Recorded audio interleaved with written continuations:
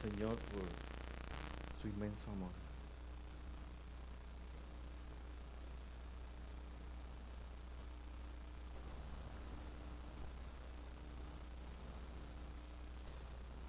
La mañana de hoy vamos a estar en Lucas 19, 11 al 27.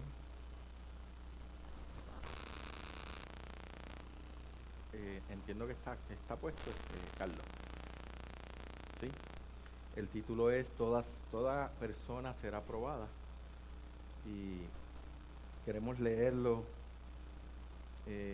los versículos del 11 al 27, puestos en pie, si es posible, para leer esta palabra del Señor. Bienvenidos.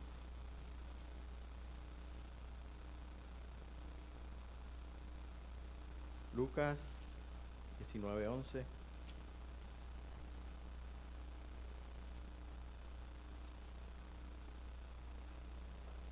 Dice la palabra del Señor: oyendo ellos estas cosas, prosiguió Jesús y dijo una parábola por cuanto estaba cerca de Jerusalén. Y ellos pensaban que el reino de Dios se manifestaría inmediatamente. Dijo pues: un hombre noble se fue a un país lejano para recibir un reino y volver. Y llamando a 10 siervos suyos, les dio 10 minas y les dijo: negociad entre tanto que vengo.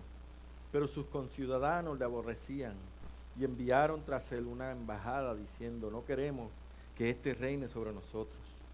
Aconteció que vuelto él, después de recibir el reino, mandó a llamar ante él a aquellos siervos los cuales había dado dinero, para saber lo que había negociado cada uno. Vino el primero diciendo: Señor, tu mina ha ganado 10 minas. Él le dijo: está bien, buen siervo, por cuanto en lo poco has sido fiel, tendrás autoridad sobre 10 ciudades. Vino otro diciendo: Señor, tu mina ha producido 5 minas. Y también este dijo: tú también sé sobre 5 ciudades. Vino otro diciendo: Señor, aquí está tu mina, la cual he tenido guardada en un pañuelo, porque tuve miedo de ti, por cuanto eres hombre severo, que tomas lo que no pusiste y ciegas lo que no sembraste. Entonces él le dijo: mal siervo, por tu propia boca te juzgo. Sabías que yo era hombre severo, que tomo lo que no puse y que ciego lo que no sembré. ¿Por qué pues no pusiste mi dinero en el banco, para que al volver yo lo hubiera recibido con intereses? Y dijo a los que estaban presentes: quitadle la mina y dadla al que tiene 10 minas. Ellos le dijeron: Señor, tiene 10 minas. Pues yo os digo que a todo el que tiene se le dará, mas al que no tiene, aun lo que tiene se le quitará. Y también a aquellos mis enemigos que no querían que yo reinase sobre ellos, traerlos acá y decapitarlos delante de mí. Que el Señor bendiga su palabra. Te damos gracias, Señor. Gracias por tu palabra. Pedimos, Padre, que tú hables a través de ella, que cada corazón, Señor, reciba el mensaje que tú quieres traer, Señor, que bendigas este tiempo, Señor, y a cada uno de los que está aquí. En el nombre de Jesús, amén. ¿Pueden tomar asiento? Vamos a ver este tema: toda persona será probada. Tenemos 3 partes: la misión del Señor, Jesucristo es el Señor del reino y todos rendiremos cuentas ante el Señor. Primero, en el versículo 11, comienza diciendo: oyendo ellos estas cosas. El Señor estaba en la casa de Zaqueo, si recuerdan la última predicación de este tema. Durante ese tiempo fueron sus discípulos, sus siervos, los discípulos de Jesús, fueron testigos de esa milagrosa conversión de Zaqueo, su arrepentimiento, su restitución, su acción de fruto del corazón que reflejaba su verdadero arrepentimiento, su verdadera regeneración. Dice el versículo 8 de ahí mismo del 19. Entonces Zaqueo, puesto en pie, dijo al Señor: he aquí, Señor, la mitad de mis bienes doy a los pobres, y si en algo he defraudado a alguno, se lo devuelvo cuadruplicado. Cristo aceptó, confirmó ese fruto de arrepentimiento de Zaqueo. Y él, haciendo esta acción, tuvo la forma de testificar lo que verdaderamente había pasado en su corazón. Entonces el versículo 9 dice, Jesús le dijo, hoy ha venido la salvación a esta casa por cuanto él también es hijo de Abraham. Un milagro que demuestra la misión de ese ministerio de Jesús de traer el reino de Dios a los perdidos. Esa era la misión que Jesús estaba tratando de hacerle entender a sus discípulos, a todas las personas, que les enseña a sus discípulos que no importa la procedencia de la persona, no importa los pecados de la persona, la salvación está disponible para regenerar, para transformar hasta el más despreciable publicano, hasta el más despreciable pecador. Esa es la misión de él, esa fue a lo que él vino, el versículo 10, porque el Hijo del Hombre vino a buscar y a salvar lo que se había perdido. Así termina ese pasaje de Zaqueo, y Jesús lo que hacía era dejando este mensaje de su verdadera misión terrenal, de su verdadero reino, que no era de este mundo, sino que era buscar y salvar lo que se había perdido, era buscar a aquellos, los marginados, los que habían sido condenados, ¿verdad? No venía a reformar el gobierno, a hacer una nueva estructura de social, no era convertirse en un rey terrenal que pudiera cambiar las cosas que están pasando y que ya no hubiera calentamiento global y nada de eso. No era hacer un golpe de estado para sacar a los que estaban y venir él a reinar y cambiar el mundo, sacar a los que estaban y ponerse él y decir, ahora yo voy a reinar, ahora todo se va a arreglar. Los discípulos no entendían eso, ellos esperaban que eso ocurriera, por eso le pedían, Señor, yo quiero estar a tu izquierda, el otro quería estar a la derecha, porque ellos pensaban que era un reino de verdad, un reino terrenal. Pensaban si él iba a reinar físicamente, entonces faltaba poco tiempo, porque le faltaba poco tiempo para llegar a Jerusalén, ¿verdad? Esa era la dirección que iban. Pero no sabían que a lo que iba a Jerusalén era a ser crucificado. No era a convertirse en el rey que ellos esperaban. Entonces comienza ese versículo 12 diciendo, oyendo estas cosas, sus discípulos no estaban conscientes de lo que Jesús decía, pero vieron en el maestro las acciones que estaba haciendo, lo que estaba haciendo. Estaba salvando pecadores, estaba buscando gente marginada, gente que nadie aceptaba, y ellos no entendían el propósito ni el modo de ese rescate, de esa salvación que hablaba Jesús, que era terrenal, ¿verdad? No era terrenal, era espiritual, era personal. Él vino a hacer posible la salvación, vino a ofrecer salvación a los perdidos que confiesen su nombre, que se arrepientan, así como lo hizo Zaqueo, como lo hicieron los ciegos, como otros tantos que hemos visto en estos pasajes anteriores. Él vino a morir en una cruz y al tercer día levantarse entre los muertos para satisfacer esa justicia de Dios y para hacer posible perdonar nuestros pecados. Todo lo que vemos en sus historias, en las parábolas, en las enseñanzas de salvación, vemos pobres, ciegos, mendigos, leprosos, tesoros perdidos, cosas perdidas, monedas. Todo tiene que ver con algo que tiene que ser restaurado, que tiene que ser hallado, que tiene que ser redimido. Y eso vino a ser Jesús, para que entendamos a lo que Él vino, para que ellos entendieran a lo que Él vino. Zaqueo, uno de los más despreciables de aquella región, de los jefes, de los publicanos. Sin embargo, todos los que confiesen su condición de pecadores perdidos y se arrepientan y crean en Jesús como Señor y Salvador, serán salvos, aún siendo tan despreciable como él, como Zaqueo. Él vino a buscar y a salvar lo que se había perdido, y nosotros sabemos que todos somos pecadores y que todos estamos condenados por el pecado. Así que todos necesitamos de Jesús, necesitamos de su salvación, necesitamos de esa obra que Él hizo en la cruz. Y Jesús lo que estaba llevando era ese mensaje de evangelización a las personas con las que tuvo relación, y estaba trayendo el reino, ¿verdad? Su reino a ellos. Su reino no era terrenal, sino que vino a reinar, a reinar en el corazón de los que salvó. Vino a rescatar a los que él había escogido. Entonces no vino a mejorar el sistema escolar, ni a buscar leyes nuevas, ni a controlar el crimen. Vino a salvar, a buscar a los perdidos. Su promesa es que volverá por su iglesia y que toda persona lo verá, toda persona será juzgada. Esto no va a ser a escondidas. Todos veremos al Señor, porque Él reina y sigue siendo Rey de reyes y Señor de señores. En aquel momento todavía faltaba que pasara, ¿verdad?, el evento de la crucifixión y la resurrección, pero ya Él estaba hablando de posterior a ese milagro, ¿verdad?, que iba a ocurrir. Y sabemos que lo que hizo el Señor le dio nombre sobre todo nombre. Dice Filipenses 2:10 al 11, para que en el nombre de Jesús se doble toda rodilla de los que están en los cielos y en la tierra y debajo de la tierra, y toda lengua confiese que Jesucristo es el Señor, para gloria de Dios Padre. Los que no lo hagan voluntariamente los van a obligar. Toda rodilla se doblará ante el Señor. No todos van a estar con Él en el cielo, pero todos tendrán que doblar sus rodillas y aceptar que Él es Jesucristo el Señor.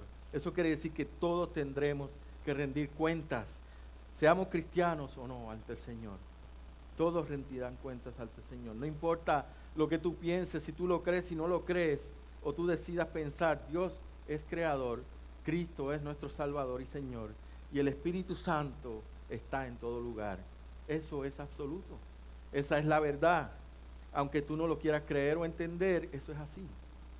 Porque no se trata de lo que nosotros pensemos o lo que creamos.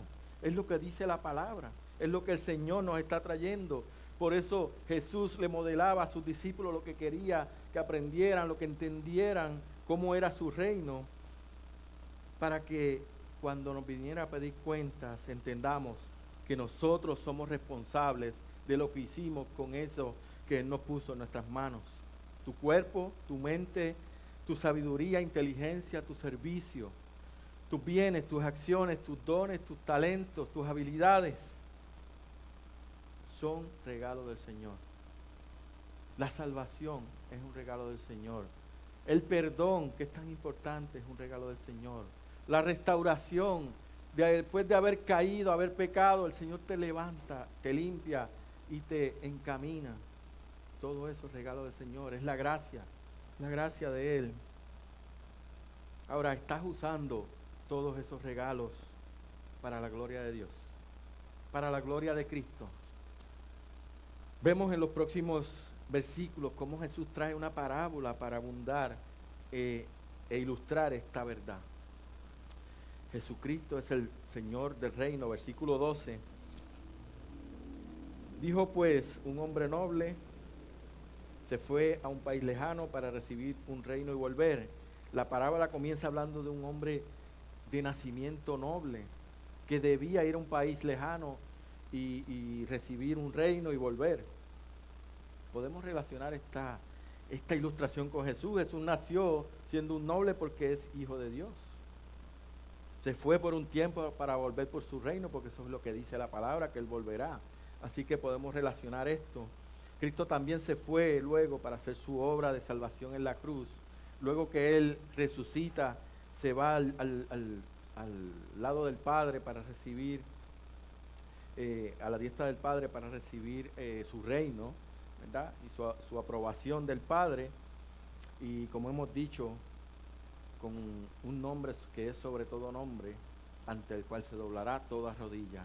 Así que eso es un hecho que está ocurriendo, que ocurre y que es por lo cual nosotros podemos estar salvos y seguros, ¿verdad? Podemos relacionar estos símbolos con la obra de Jesús, como sería exaltado por el Padre. Efesios 1:20 al 23 dice, la cual operó en Cristo, resucitándole de los muertos y sentándole a su diestra en los lugares celestiales, sobre todo principado y autoridad y poder y señorío, sobre todo nombre que se nombra, no solo en este siglo, sino también en el venidero. Y sometió todas las cosas bajo sus pies y lo dio por cabeza sobre todas las cosas a la iglesia. la cual es su cuerpo, la plenitud de aquel que todo lo llena en todo. Cristo resucitó de los muertos, se sentó a la diestra de Dios en los lugares celestiales, sobre toda autoridad, sobre todo principado, sobre todo poder, sobre todo señorío, sobre todo nombre que se nombra, y sometió todas las cosas bajo sus pies. Él fue a recibir su reino, fue a recibir su reino. Él es el Rey, Cristo es el Señor, está por encima de toda autoridad y todo lo demás está bajo sus pies. Y cuando regrese, nosotros seremos responsables ante Él.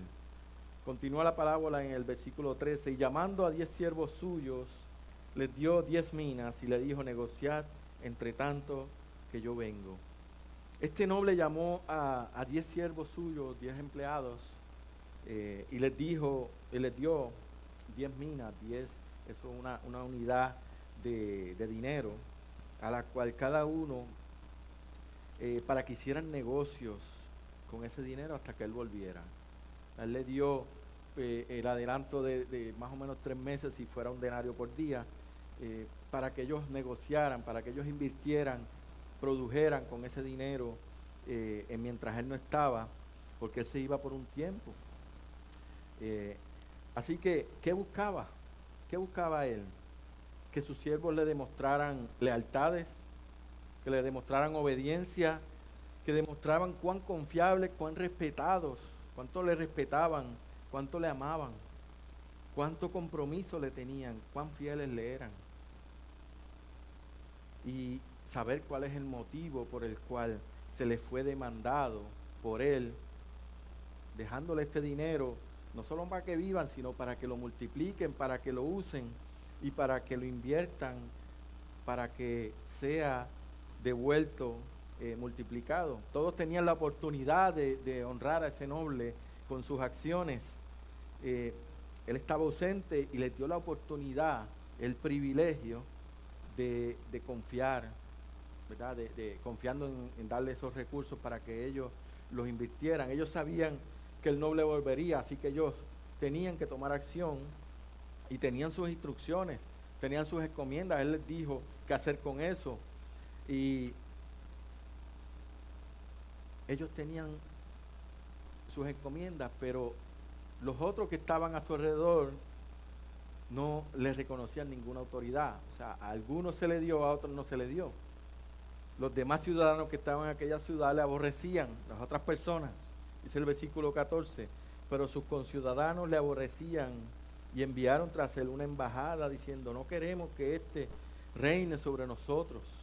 Fíjense que así como esos siervos tenían un mandato y los demás ciudadanos aborrecían al noble, vemos, ¿verdad?, como Jesús está ilustrando, como entre sus seguidores, sus propios seguidores, había gente que verdaderamente creía en él, verdaderamente quería obedecerle, quería aprender, quería ser transformado con él, pero había otros que querían matarlo, que querían sacarlo, que querían evitar que fuera el rey, ¿verdad? Como aquellos fariseos, aquellos líderes religiosos. Sin embargo, aun cuando esos líderes deberían ser discípulos, reconociendo quién era el Mesías, lo que hicieron fue querer eliminarlo, querer desecharlo sin razón válida alguna.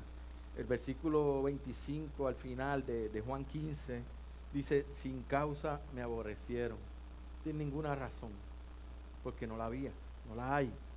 Pero finalmente Jesús venció y cumplió su propósito. Era el plan de Dios que Jesús fuera a la cruz, pero ellos facilitaron esto, ¿verdad? Mateo 21, 42 dice, Jesús les dijo, nunca leíste de las Escrituras, la piedra que desecharon los edificadores ha venido a ser cabeza del ángulo. El Señor ha hecho esto y es cosa maravillosa a nuestros ojos. Estas personas lo negaron, no lo reconocieron, siendo propios líderes lo desecharon, lo llevaron a la cruz. Hicieron conspiraciones con el gobierno para que lo condenaran, pero Jesús venció. Jesús venció. Jesús se levantó de la muerte, se levantó de aquella tumba, resucitó venciendo la muerte y a la condenación del pecado para siempre. Eso lo sabemos porque lo dice la palabra, porque lo creemos, porque por eso existe nuestra salvación. Entonces hasta ahora hemos visto dos tipos de personas, los siervos que sirven al noble y sus enemigos que lo aborrecen. Dos personas, dos tipos de personas. Cuando pensamos en esta ilustración y lo ponemos en la perspectiva aquella encomienda del noble a sus siervos, lo que Jesús espera de nosotros como siervos es similar. Siendo nosotros siervos suyos, al momento que entregamos nuestra vida a Él, decidimos seguirle y servirle, somos responsables de velar diligentemente por todo aquello que nos ha confiado para hacer. Al igual que en la parábola, tenemos que demostrar cuán confiables somos para el Señor. Tenemos que demostrar cuánto respetamos al Señor, cuánto amamos al Señor, cuánto compromiso le tenemos, cuán fieles le somos. De manera que podamos cumplir y entender cuál es el motivo de aquello que fue demandado por el Señor, porque si nosotros no conocemos a nuestro Señor, si nosotros no sabemos cuál es su mandato, no lo vamos a hacer bien, no vamos a ser fieles. Que no sea que hagamos las cosas y usemos la gracia para brillar, para enriquecernos, ni para cumplir nuestras metas personales. No es para eso. No es para buscar fama, no es para buscar aplausos ni ser reconocido. Es para la gloria de Cristo, para la gloria de Dios. Es para eso que el Señor ha puesto en nosotros su gracia. Tenemos la oportunidad de honrarle mientras Él regresa. Él nos ha dejado a nosotros con una misión y nos dio la oportunidad, el privilegio de ser confiado en nosotros, sus recursos, sus bendiciones. Nos dio la palabra, nos dio el evangelio de salvación, nos dio el Espíritu Santo, nos dio los dones para servirles, nos dio los lugares para hacerlo y puso las obras para que nosotros las hiciéramos. Nosotros sabemos que Cristo volverá y somos responsables de las instrucciones, las encomiendas y los recursos que el Señor nos dejó. Entonces no podemos hacer otra cosa que no sea lo que Él nos ha confiado. Somos responsables de ese privilegio que se nos ha dado, de ser portadores de su gloria y de su gracia, porque Él es el Señor del reino y nosotros sus siervos, que servimos a nuestro Rey. Hemos visto la misión del Señor. Jesucristo es el Señor del reino, y también vamos a ver que todos rendiremos cuentas ante el Señor. Ahora viene el noble regresa ya con su reino, por lo cual sabemos que no prosperó aquella manifestación de intento de evitarlo por sus enemigos. Lucas 19:15 dice: aconteció que vuelto él después de recibir el reino, mandó llamar ante él a aquellos siervos a los cuales había dado dinero, para saber lo que habían negociado cada uno. Viene este noble a pedir cuentas de lo que pasó con lo que le confía a cada uno. Pienso en el momento en que el Señor nos pida cuenta de los medios de gracia que hemos recibido. Pienso en cuando el Señor te pregunte o nos pregunte si hemos sido hallados, que hemos hecho bien con lo que el Señor nos ha dado, si hemos trabajado con la mayor diligencia posible, si hemos sido responsables con lo que el Señor ha puesto en nosotros, que hayamos usado bien la palabra, que hayamos presentado el Evangelio a las personas que conocemos, a las personas que se nos presentan, para dar defensa de la fe que profesamos, para compartir la fe que profesamos, para dar esperanza a otros. Dice 1 Pedro 3:15, sino santificad a Dios el Señor en vuestros corazones y estad siempre preparados para presentar defensa con mansedumbre y reverencia ante todo el que os demande razón de la esperanza que hay en nosotros. El Señor espera que nosotros estemos listos para preparar, para presentar, para llevar su palabra con mansedumbre y reverencia ante todo aquel que pone en duda lo que verdaderamente es la verdad, todo aquel que no la conoce, todo aquel que vive en tinieblas, para que puedan entender cuál es la esperanza que hay en nosotros, que cuando el Señor venga podamos ser hallados, que hemos vivido esa palabra, que ese evangelio y esa vida en Cristo haya impactado a otros, que con la verdad, de manera que vengan al arrepentimiento. Eso es lo que el Señor espera de nosotros. Aquel noble regresó a pedir cuenta de lo que los siervos habían hecho. Y vamos a ver primero los fieles. Versículo 16, vino el primero diciendo: Señor, tu mina ha ganado 10 minas. Él le dijo: está bien, buen siervo, por cuanto en lo poco has sido fiel, tendrás autoridad sobre 10 ciudades. Este primer siervo viene al Señor con humildad, con respeto, porque le dice: tu mina ha ganado 10 minas. Él no dijo: Señor, lo que tú me diste, yo lo puse en acción y por mi trabajo logré que se multiplicara. No, dice: tu mina ha ganado 10 minas, siempre dándole la gloria y la honra a la persona, ¿verdad? Él reconoce que lo que le fue dado no era de él,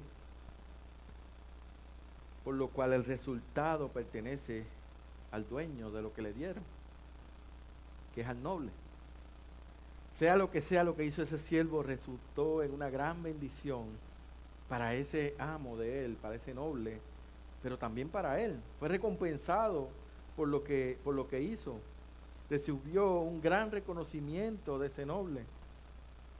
Y con lo poco que le dejó, lo ha multiplicado grandemente. Por eso recibirá el honor engrandecido. Será encargado de 10 ciudades.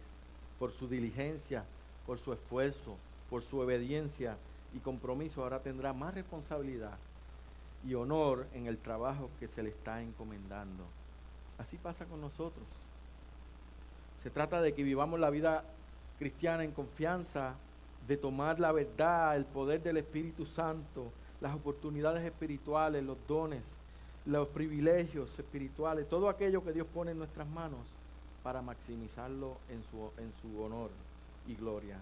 Si queremos ser aprobados por el Señor como siervos fieles, tenemos que mirar si estamos aprovechando lo que Dios ha puesto en nosotros para invertirlo en su reino. ¿Tienes dones? ¿Tienes oportunidades? ¿Tienes habilidades? Son de Dios. Vienen de Él y son para Él, para su honor y gloria. Somos responsables entonces de invertirlos bien para Él. La pregunta es: ¿dónde estamos invirtiendo lo que el Señor ha puesto en nosotros? ¿Y para qué estamos invirtiendo en eso? Hay otro siervo que también se considera fiel. El versículo 18 dice: vino otro diciendo: Señor, tu mina ha producido 5 minas. Y también a este dijo: tú también sé sobre 5 ciudades. Este siervo también supo invertir lo que el noble le había dado. Con humildad, aunque no alcanzó lo mismo que el otro, podemos ver que su inversión rindió fruto y también se multiplicó y fue aprobado por el Señor o por el noble. Y si lo vemos en términos nuestros, no todos tenemos dones que impacten muchas cosas, mucha gente, mucha multitud, o que sean iglesias grandes o lo que sea, pero sí estamos llamados a usar nuestros dones correctamente. Y que lo importante es que lo que se nos ha puesto como recurso sea invertido apropiadamente para el Señor. El Señor sabrá cómo recompensar, cómo bendecir, cómo bendecir nuestros esfuerzos de servirle diligentemente. Y a este siervo se le dio el honor de administrar más recursos, le dio 5 ciudades. Entonces la pregunta es: ¿eres de este grupo que representa a los fieles del Señor? De los que ha entendido que el Señor ha puesto dones, que ha puesto habilidades, que ha puesto gracia en ti, gracia en nosotros, y la ha puesto al servicio del Señor para que el reino de Dios sea edificado, sea glorificado y que el Señor sea, ¿verdad?, alabado por lo que hacemos. Ahora, no todos los siervos hicieron su asignación. Está un segundo grupo, que son los falsos siervos. Versículo 20, vino otro diciendo: Señor, aquí está tu mina, la cual he tenido guardada en un pañuelo, porque tuve miedo de ti, por cuanto eres hombre severo, que tomas lo que no pusiste y ciegas lo que no sembraste.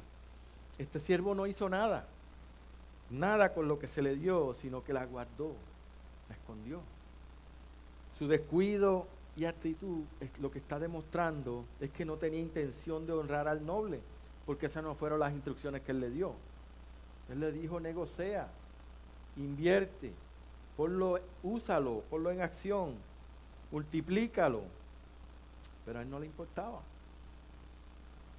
No le importaba quedar mal ni hacer quedar mal al noble tampoco, ni mucho menos complacerlo. Como si dijera: por lo menos no se me perdió, ¿verdad? Te la devolví. Dando excusas, justificándose. Tuvo miedo de la reacción del noble, le tenía miedo. No había una relación, ¿verdad?, con la persona. Porque dice que es severo, que es exigente, que es estricto. Muchas veces cuando esto pasa es porque nosotros no lo estamos haciendo bien, y siempre cuando nos piden cuenta decimos que ustedes son bien estrictos, ¿verdad? O que mi papá es bien estricto, lo que sea. Pero es para justificar lo que no estamos haciendo bien. Porque el noble cosecha lo que no sembró. Estaba diciendo: oye, pero tú no pones a trabajar a nosotros y tú te llevas el crédito. ¿Verdad? ¿Han escuchado eso? Pensó que no malgastar es cumplir con el encargo que le dio el noble.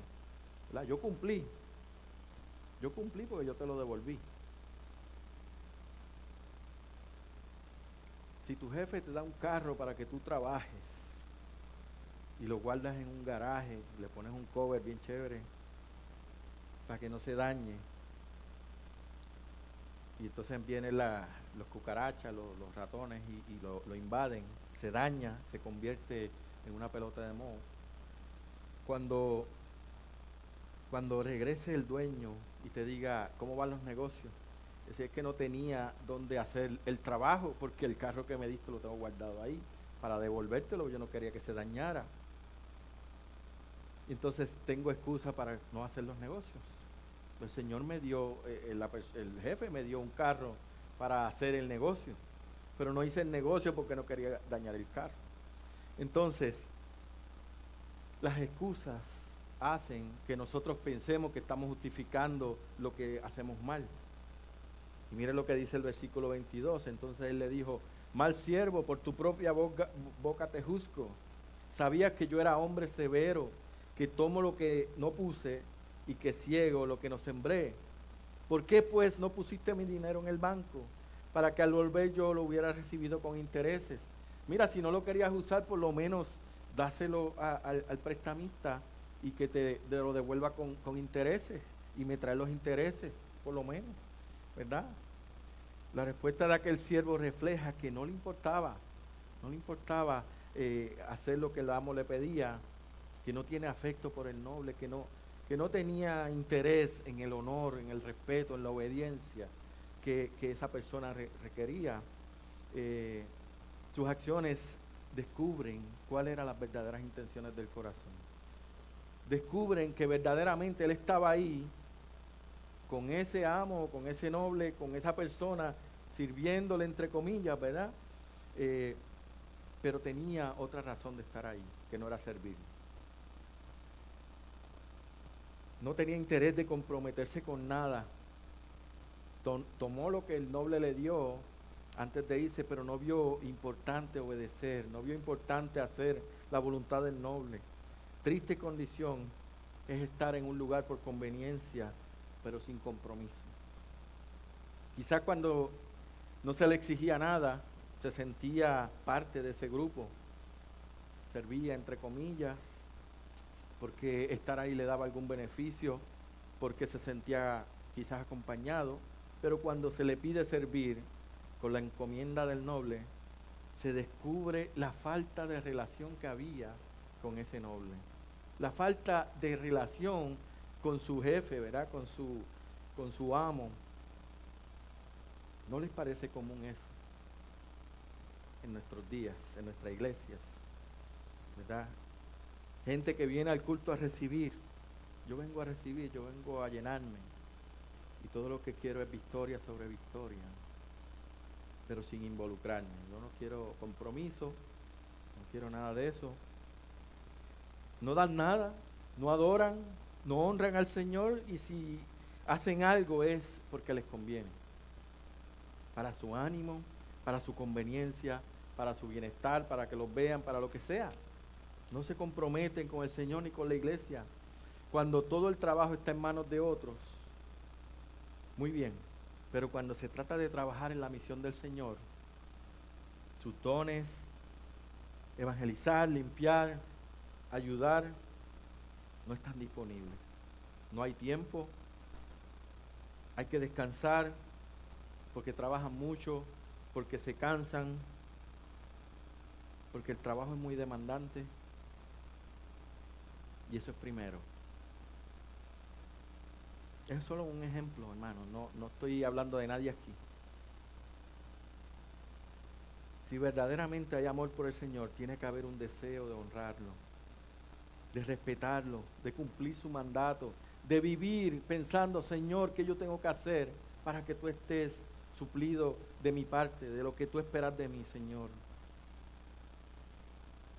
Tiene que haber tiempo para Él, tiene que haber prioridad en sus mandatos, tiene que haber compromiso, tiene que haber un esfuerzo por ejercer su ministerio, por cumplir el ministerio que el Señor ha puesto en tus manos. Somos receptores de la gracia de Dios y de sus bendiciones y llamados a honrarle con nuestra obediencia y con nuestro servicio. Esto es tan serio que el Señor lo repite y lo repite muchas veces, porque a veces queremos sacar otras cosas, pero el Señor lo que está pidiendo de ti es entrega, es compromiso. Hay mucho que podemos hacer, por eso el Señor te pedirá cuentas de lo que te ha encomendado, por lo que te ha dado. Porque mucho se te ha dado la vida eterna, se te ha dado el perdón de tus pecados, se te ha dado una regeneración como nueva criatura. Y saben que al que no cumpla no le irá bien. Al que no cumpla no le irá bien. Dice el versículo 24, y dijo a los presentes, a los que estaban presentes, quitarle la mina y darla al que tiene 10 minas. Ellos le dijeron, Señor, tiene 10 minas. Oye, tiene muchas, ¿por qué se las vas a dar a él? Pues yo os digo que a todo el que tiene se le dará más, se le dará, mas al que no tiene, aún lo que tiene se le quitará. Al que más tenía, al que mejor administró los bienes, a ese se le dio más. Al que fue más fiel, así también es el Señor. Al que sirve le he dado más. ¿Hace esto injusto al Señor? No, porque Él está honrando al que lo está honrando a Él. Él está bendiciendo al que le está sirviendo con todo su corazón, al que está haciendo lo que Él espera, está poniendo sus recursos en quien bien los ha invertido, en quien bien lo ha hecho. Así es la gracia de Dios.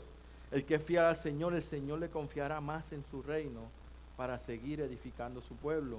Mientras más dones, más talentos, más habilidades tú pongas en práctica para la gloria del Señor, más te será dado y más será bendecido. Más trabajo, pero más bendición. Siempre que sea para la gloria de Él. Pero como vemos aquí, siempre la naturaleza humana es terrible. La queja de los que estaban ahí, porque se le daba más al que más tiene. La gente nunca se alegra del éxito de los demás. Siempre hay envidia, siempre están mirando por qué aquel hace más que yo, o por qué aquel se le da más autoridad. Pero no es por eso, es por el compromiso, es por la gracia, es por lo que el Señor ha puesto en la persona, es por la recepción que ha hecho la persona y lo que el Señor ha querido hacer con esta persona. Por eso hay que entender la gracia. En la parábola el noble le dio la mina al principio, pero también le dio el negocio, ¿verdad? Le dio los medios para multiplicar, y ahora tiene 10 ciudades para administrar y sigue dándole más. Así es la gracia. Este siervo no merecía la primera mina que le dieron, pero la recibió, la invirtió, la puso en acción, en obediencia y diligencia. El que no tiene, el que no hizo nada con lo que le fue dado, se le quitará. porque no la invirtió bien, porque no sirve. Actúan como que no tienen relación con el Señor. Lo que demuestra esto es que no les importa el honor del Señor, no les importa, no demuestran ningún amor por el Señor, que ven el trabajo en el Señor como algo injusto. Entonces son falsos siervos. Si la prioridad no es el Señor, entonces no son discípulos, no son sus siervos. Si entendemos bien la gracia, el Señor nos ha rescatado de la condenación, siendo esclavos del pecado, a ser sus siervos para siempre. Pero nosotros no hicimos nada para merecerla. Efesios 2:8, porque por gracia sois salvos por medio de la fe, y esto no de vosotros, pues es don de Dios, es un don que Dios nos dio, un regalo dado por Dios, algo que no merecemos, algo que no podemos pagar, ni siquiera esperar que sea dado a nosotros. La salvación es un don de Dios, la fe es un don de Dios por Cristo, y somos bendecidos con el Espíritu Santo. Entonces, no hemos puesto nada para recibir ese regalo de gracia, que es el privilegio de vivir confiados, seguros, destinados a vivir con Cristo en el cielo por la eternidad. Y que hoy sepamos eso, es una gran bendición. El Señor nos ha equipado con talentos, con dones, con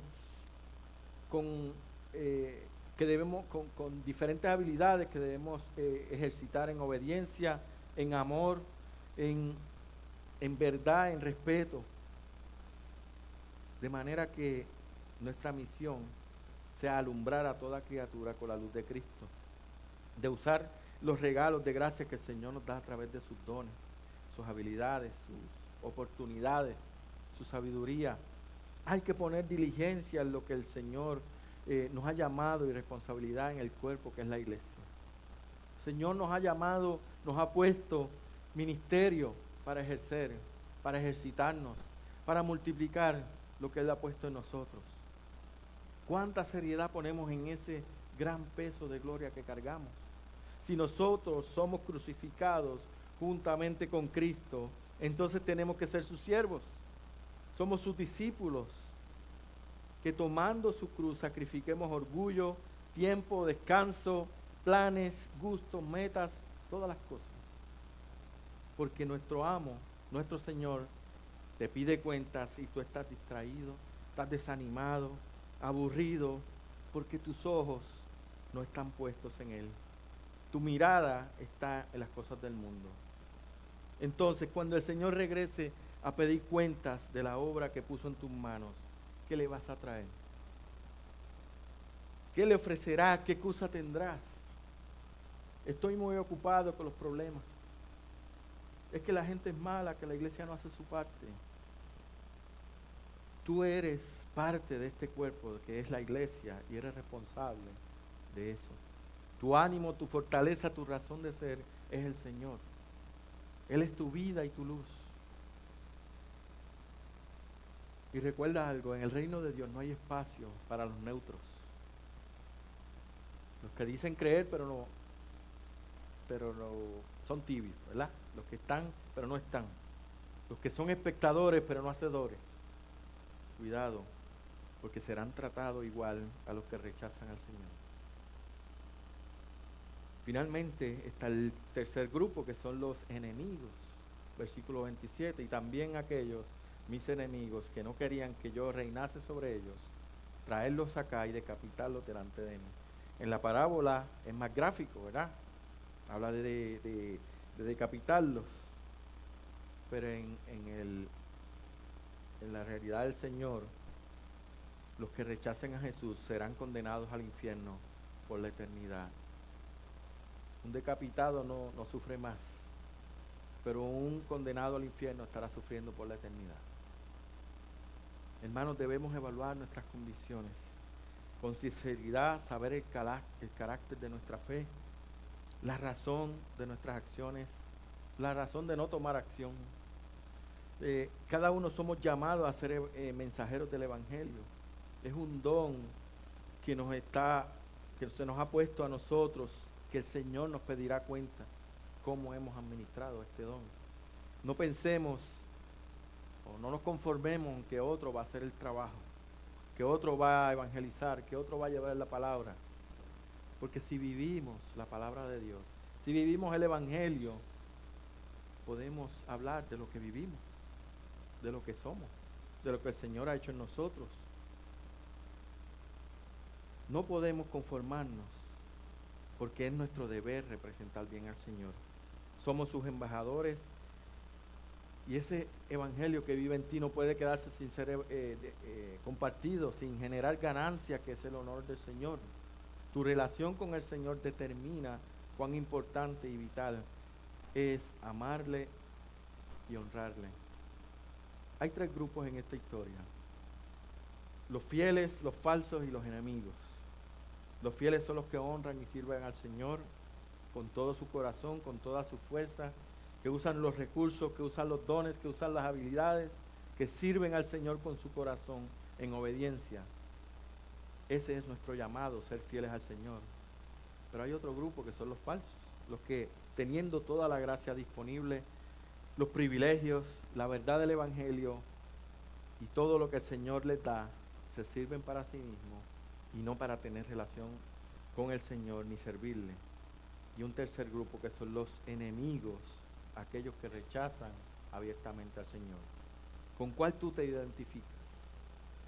¿Dónde estás tú? Cristo es soberano sobre los tres. Así que no pienses que estando en uno me voy a escapar del Señor. Todos se inclinarán, todos doblarán sus rodillas ante Cristo. Aunque no todos irán al cielo, todos irán ante Él. Y solamente irán al cielo los fieles. En el día final, Jesús, como Rey de Reyes y Señor de Señores, pedirá cuentas. Y recompensará a cada uno de los que ha sido fieles y pasará juicio de los que no lo hicieron, de los que no lo fueron. Porque toda persona será probada. ¿En qué grupo estarás tú ese día? ¿A dónde irás cuando el Señor te pruebe? En el día final serás evaluado por lo que estás haciendo hoy y cada día. Asegúrate de ser hallado fiel al Señor para ir con Él a su reino eterno. Así que les dejo con esa pregunta: ¿en qué grupo estarás tú ese día que el Señor pase juicio sobre ti? Padre, gracias por tu palabra. Pedimos, Señor, que perdones nuestros pecados, nuestra falta de acción, Señor, cuando tú mereces que pongamos toda nuestra fuerza, todo nuestro ser en alabanza, en adoración, en servicio a ti, Señor. Permite, Padre, que cada uno de los que está aquí pueda evaluar su vida, Señor, y tomar una decisión por ti, Señor.